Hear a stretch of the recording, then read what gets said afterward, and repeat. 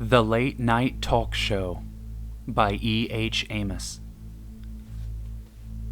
I had trouble falling asleep most nights, so I liked to stay up and watch TV, until I got a roommate, Henry, who complained about the noise of it being on any time after 10 at night. I had to get used to watching TV muted, with the captions on, so as not to disturb Henry, and it helped me become a fast reader. Tonight was no different, other than the horrendous day at work I'd had. I'd overslept, so my breakfast was nothing more than a drive-through coffee into Virginia Slims I smoked to the butt on the drive to Whisk and Spice. Lunch was skipped entirely thanks to the Valentine's Day rush, and all I wanted to do was kick off my non-slip shoes and watch TV. I hated how that job made me loathe every holiday. But no TV tonight unless it was with captions again. Henry was already sound asleep in his room, or at least I think he was. His car was parked outside and his bedroom door was shut. I sighed in aggravation and locked the door behind me. Some days I just wanted to stab the guy in his sleep, but I knew I never would. I wasn't capable of doing something like that, and I couldn't imagine how twisted a person had to be if they were capable of it. I turned on the TV and muted it. I didn't even look at the remote. I'd gotten so used to the remote's pattern of power, menu, down, down, select, menu, that I could do it by the feel of the silicon buttons before the TV made a single sound. I kicked off my shoes. One landed in the far left corner next to the TV, and the other landed near my bedroom door. I didn't care what was on tonight. I just didn't want to think about work anymore. Whatever channel it was already on, I left it there. It was some inane talk show, a celebrity I didn't recognize talking to a host I recognized even less, but the set dressing was colorful and the people on the screen were handsome. The host was behind a sleek wooden desk topped with a set of cue cards and a navy blue coffee mug with the show's logo printed on it. The backdrop was of a city skyline, but with an artistic flair to make the city look more alive and vibrant than it really was. A guest chair, green and plush, was set up next to the desk where the celebrity was sitting. He had his own mug from the show, sitting on a coffee table set before the guest chairs. A bright red carpet was splayed on the floor, tassels at the edges and protecting the polished wood flooring from the feet of the desk, table, and chairs. My eyes flicked down to the captions. "So what did you do before your big break?" "Well, Bernard, I worked in a kitchen, as many struggling artists begin." Laughter. I half smiled at the TV. I could feel the guy's pain. Not his success, that would never come to me, but the pain he suffered before he got his big break was something I was all too familiar with. "I remember one Valentine's Day, a lot like this one, where I had to work sunup to sundown. My roommate was asleep when I got home, and I couldn't even watch TV or he'd wake up." Now that was uncanny. This guy had a life just like mine. I took a closer look at his face. He looked just like me, but more handsome than I could be. He had a head of dark brown hair that was inundated with curls and looked like it was in a permanent state of being windswept. His teeth were milk white and his smile was wide. His own beard had been grown out and neatly trimmed and shaved to match the contours of a face that had lost a few more pounds than I had. He looked like a version of me if I had my life together. If I had the money and time to go to a gym and see a stylist and buy nice clothes and pursue my hobbies. "Well, Lucas, now you're on the very same TV you had to mute back in the day. Want to give the old roomie a shout-out?" Laughter. Lucas? That was my name. I sat up a little straighter, uneasy. The man named Lucas, my successful doppelganger, looked right into the camera. "If you're out there, look at me now," the man on the TV said. "Henry." I flinched, almost yelled, and scrambled for the remote. Where was it? How had the TV come unmuted? Had I sat on the remote? But in my frantic search for it, there was silence. I looked back up at the TV. It was still muted. Had I dozed off and dreamed it? It wouldn't be the first time I'd slept through nasty dreams on this couch after even nastier days in the kitchen. I looked back at the TV. The man that looked like me was still staring into the camera. The set looked abandoned now, the colors muted and faded. The host was gone. The wooden desk had a nearly invisible thin layer of dust, and the coffee mug had a cobweb in it. The backdrop's paint was peeling, turning the vibrancy of the skyline into a haunted and apocalyptic look. The guest chair looked damp and moldy, and the carpet underneath it was frayed and had worn down to a maroon color.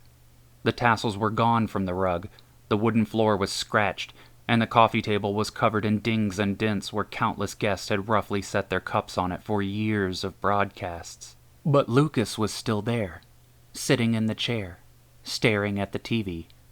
He was sitting on the edge, elbows on his knees, fingers intertwined together, and his face somber and serious.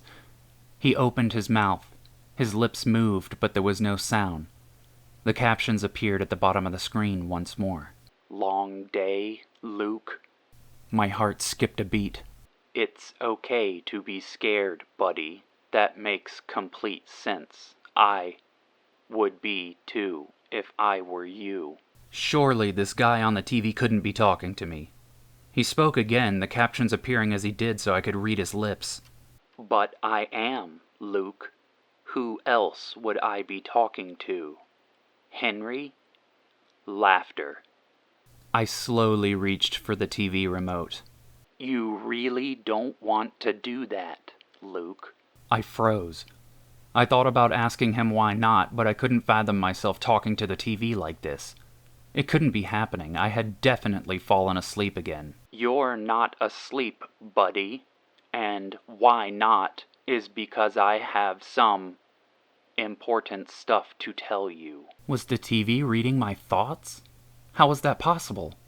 I could understand some kind of live broadcast where they use the smart TV's electronics to, I don't know, maybe look in my room and have me as part of a prank show or something, but there was no way it could read my thoughts. "The faster you accept what's happening, the more I can tell you before I run out of time.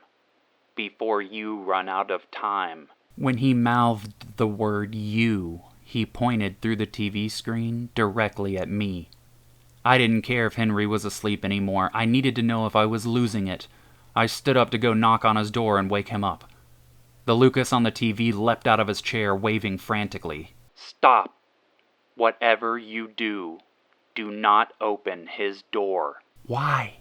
I whispered out loud, feeling a strange concoction of stupidity and insanity swirling in my brain. "I promise you don't want to know. And you don't have to talk out loud, buddy. I can hear you fine in your own head. I mean, after all, it's my head too." "How are you doing this?" I whispered aloud. "Seriously, Luke, stop talking. He's listening for you right now." My blood turned to ice in my veins. Chills ran up and down my whole body, forcing the soft, fine hairs on my arms and neck to stand. I was scared. More scared than I'd ever been in my life. "You should be, Luke. Now listen carefully and do exactly what I tell you to do. Then everything will be fine and you can get back to your normal life. Understand?" I nodded at the TV, but I was thinking about turning it off and trying to go to bed. "You can if you want to, buddy, but it's a bad idea." "Why would it be a bad idea, though?" "No time. Listen up. Go in the kitchen and bring back a knife." My stomach dropped. I didn't like where this was going. "You'll like it even less if you don't do what I say." I reached for the remote. From the corner of my eye, I could see him waving at me, frantic, but I didn't read the captions and I ignored him. I found the remote and pressed the power button. The TV blinked off, my copy screaming silently at me. In the reflection of the dark screen, I could see Henry behind me, and something was wrong with him. I spun, terrified, ready for an attack, but no one was there. Henry's door was still closed. I looked back at the TV and he wasn't in the reflection anymore. I tried to remember what it was that looked off about him, but the details were too fuzzy in my exhaustion-addled mind. Exhaustion. That had to be what was getting to me. This was the third day this week, in a row, that I had worked an open-to-close 14-hour shift, and with the holiday rush today, it was no wonder I was losing my mind. I pulled my phone out to look at what time it was. Somehow I had accidentally accessed the YouTube app on my phone and a video was playing. Thankfully, I left my phone muted at all times. I looked at the video that was playing. It was Lucas again, in the same room, and the captions appeared underneath him once more. "I'm trying to help you, buddy." My gut twisted again. I was feeling the panic truly set in. "Good. Maybe it'll make you listen to me, you ignorant piece of..." I closed the YouTube app. It was time for bed. I walked to my bedroom door and opened it. I looked at my bed, but there was a lump under the covers. It rustled once, shifted. Something was in my bed, under my covers, waiting for me. I started having trouble breathing. My heart was pounding much too fast. I turned around to go to the kitchen and maybe get a knife after all. I tiptoed to the kitchen and slid one of the drawers open as slowly and quietly as I could. I pulled out the meanest-looking knife I could find and sneaked back over to my bedroom. The lump in my bed was gone. I felt hot tears welling up behind my eyes. I was so scared I wanted to cry, unsure if I had imagined the shape in my bed or if whatever it was that was in it had crawled out and found a different place in my room to hide. I slowly, quietly closed the door to my room again. I twisted the knob and pulled the door shut, letting the knob slowly return to its original position. When it was closed, I turned around to go wake up Henry anyway. His door was open. My hands started shaking. I switched the knife to my left hand and fished my phone out of my pocket with my right. I used my thumb to navigate to YouTube and open it back up. There he was again, sitting in the disgusting chair on the dilapidated set and grinning at me with a sad "I told you so" look on his face. "Too late, buddy. I tried to tell you." "What do I do?" I whispered to my phone. "First, you stop talking. Just think. I can hear you, Luke." I wondered what I was supposed to do, directing the thought towards the phone. "You don't have to think about it so hard, buddy. Anyway, you can't stay here anymore. Get your shoes. Go outside." "But where would I go?" "Right now? Anywhere but this apartment. Henry is in your room, and he won't stay there forever." I looked around for the shoes I had kicked off when I first got home. One was right next to me, near my bedroom door, but the other was in the corner of the room next to the TV. I slipped the closest one on and tiptoed to the other one. I heard an electric snap, like the power being returned to something, and a soft glow illuminated the room. I spun around, other shoe in hand, to see the TV had turned itself on. On the screen was a view of my bedroom, from the closet. I looked down at my phone. "You don't have much time, Luke. Get outside, now, but be quiet." I slipped my other shoe on as quietly as I could and moved to get around the couch. The view on the TV changed. The camera view left my closet and sidled up next to my bedroom door. I had to pass by the door to get around the couch. I decided against it and gingerly stepped on the couch to climb over it. Captions came on the TV. "Luke climbs over the sofa." I froze. "Luke freezes. The door to his room slowly opens." The camera view switched to inside the living room, from the top corner of the room where there was no camera. I looked at my bedroom door and saw the doorknob turning, slowly. I looked back down at my phone. "Stay quiet. Fast, but quiet." I carefully maneuvered over the back of the couch and got to the door. I reached out and grabbed the deadbolt to unlock it. I looked over my shoulder at the TV to see if anything had changed. "Luke noisily unlocks the door." I hesitated to turn the lock. "Creature stirs." Something on the screen came out of my room.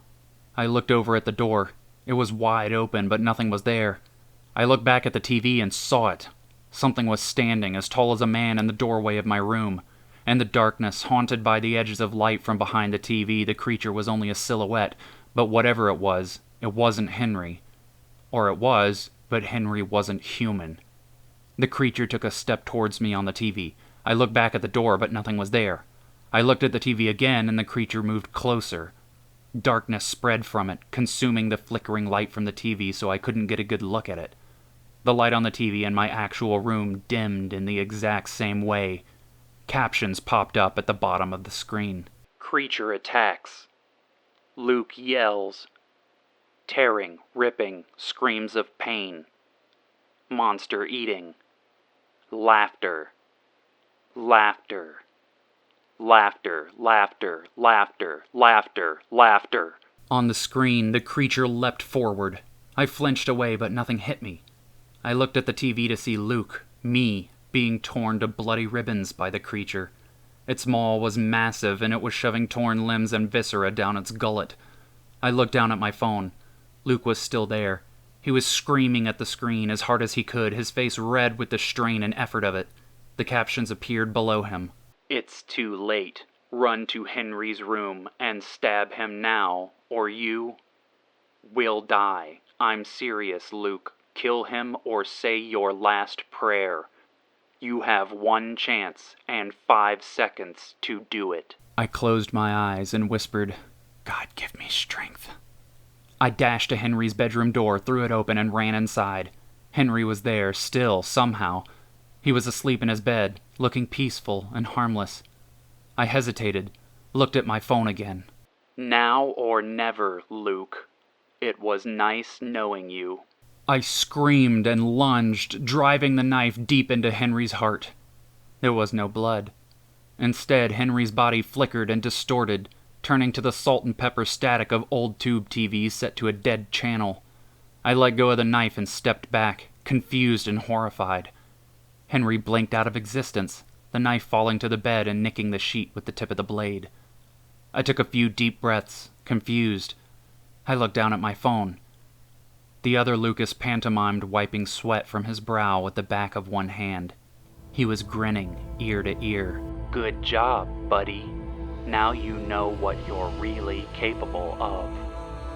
Laughter. The app closed itself. I took a few cautious steps out of Henry's room and back into the living room. The TV was still on the late-night talk show, still some stranger talking to my doppelganger, and still muted with the captions on. Well, Bernard, you never know what you're capable of until your life's on the line. And when you know, well, let's just say it's hard to ever go back. Applause. I looked back at Henry's room. His door was open. He was in bed, still sleeping. I was holding a knife. My shoes were still where I had kicked them when I first came in, one in the corner and one next to my bedroom door. I looked back at the TV to see the other Lucas smiling as wide as his rosy cheeks would let him. Right, buddy?